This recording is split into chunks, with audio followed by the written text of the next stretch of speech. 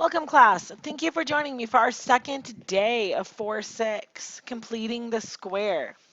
So, before we dive into the new material, I want to do a really quick review with you on how do we solve these things.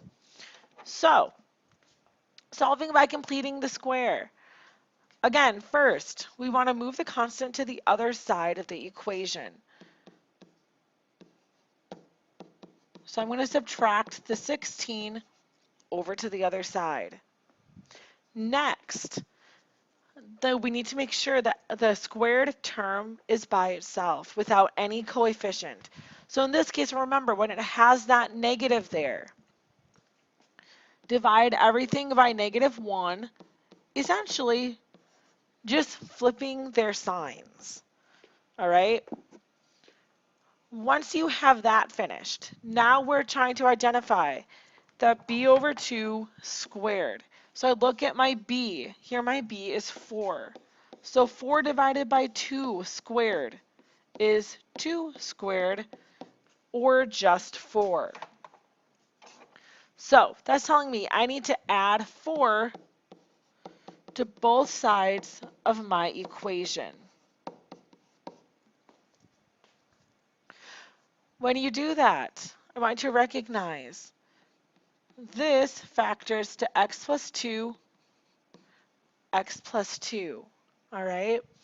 So when we want to write that as a perfect square trinomial, that's going to be x plus 2 squared. Then on this side, 16 plus 4 is going to give you 20.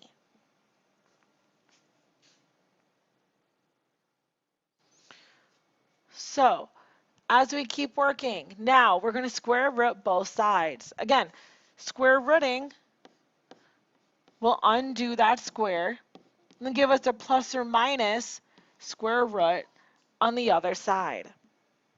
Now, think about 20 for a moment, please. All right, I'm going to do a little scratch work over here. So the square root of 20. Is there a perfect square that goes into that? Again, when I say the word perfect square, I'm hoping you're beginning to realize these are the numbers I'm talking about. Well, there is one that goes in there. 4. 4 times 5 gives me 20.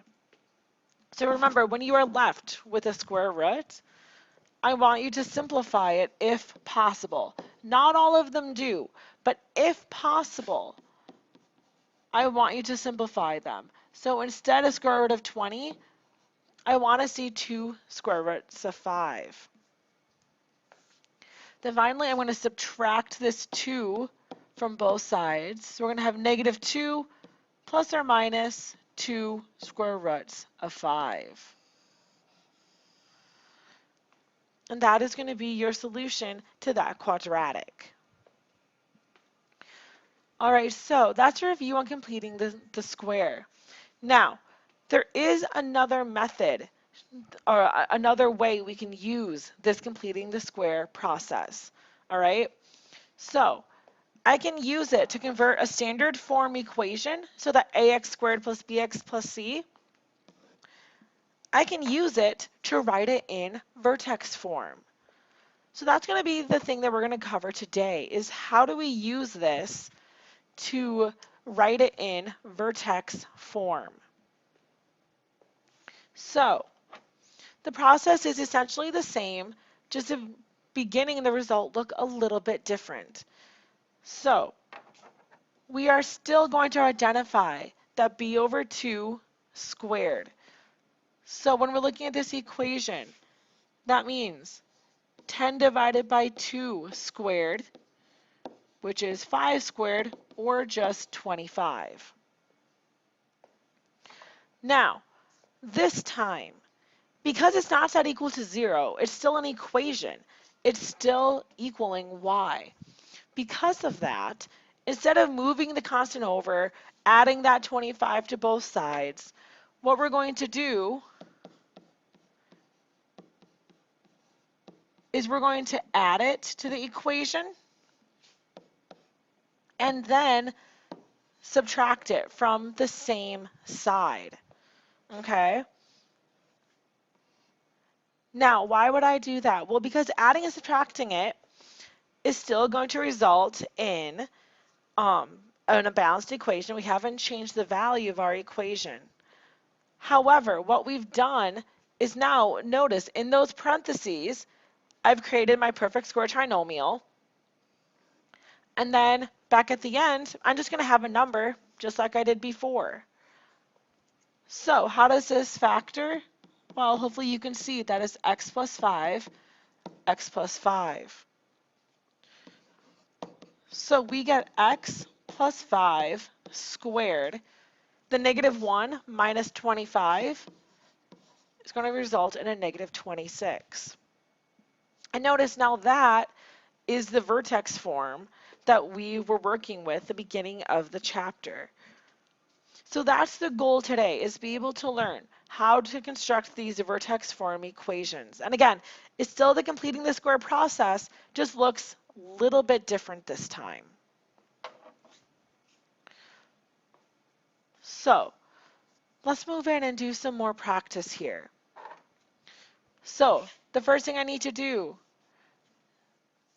identify the b, because we need b over 2 squared.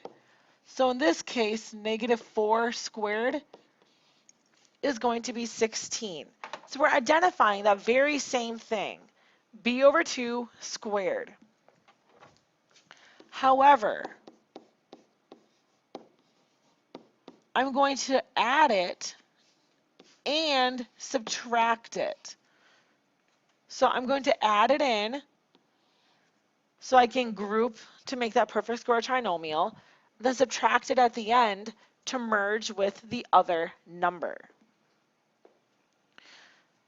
So once I've done that, hopefully you can see this results in factoring to x minus 4 and x minus 4, two things that multiply to 16, add to negative 4.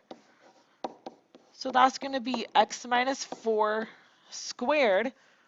Then at the end, 3 minus 16 is going to give us a negative 13.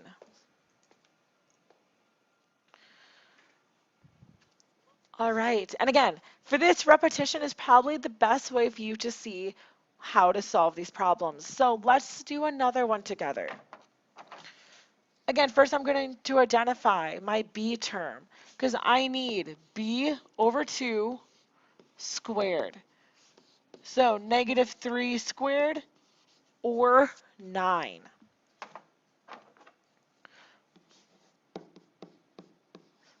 So again, I'm going to add the 9 in there to give me my perfect square trinomial. But then at the end, that means I also have to subtract that 9 off at the very end. So let's look to see how this factors. Well, two things that multiply to 9, add to negative 6, will be negative 3 and negative 3. So that's going to be x minus 3 squared. 7 minus 9 is going to mean a negative 2 at the end.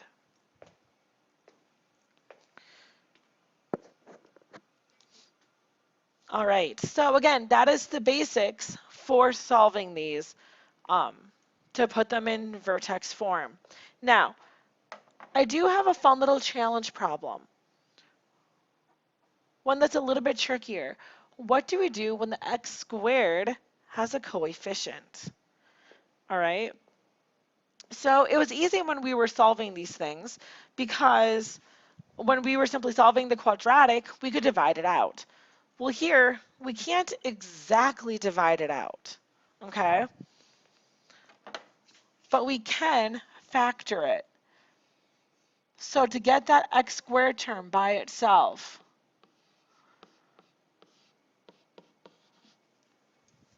only focusing on the x squared and the x terms, I'm going to pull out that 2 because I want that x squared by itself. I can't let it have a coefficient. That's just like when we were solving quadratics using completing the square. So now, when I identify my b b over 2 squared. Well, 1 squared is just 1.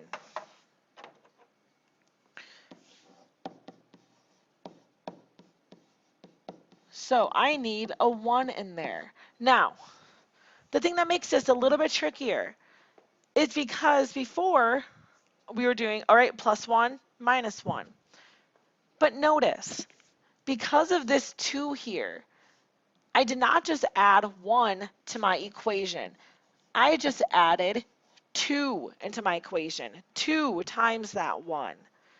So when I add that 1 into my parentheses so I can complete my perfect square trinomial, when I go to subtract it, well, in reality, I added 2. So when I go to subtract it, I have to subtract 2. That's the difference here. That's why this is what I consider a little challenge problem for you, is because it has that extra little tidbit in it that you need to remember. But now the end is the same. Factor that parenthesis. So x squared plus 2x plus 1, well, multiplies to 1, adds to 2, is 1 and 1. So now I'm going to write that as a perfect square trinomial. 3 minus 2 gives me 1.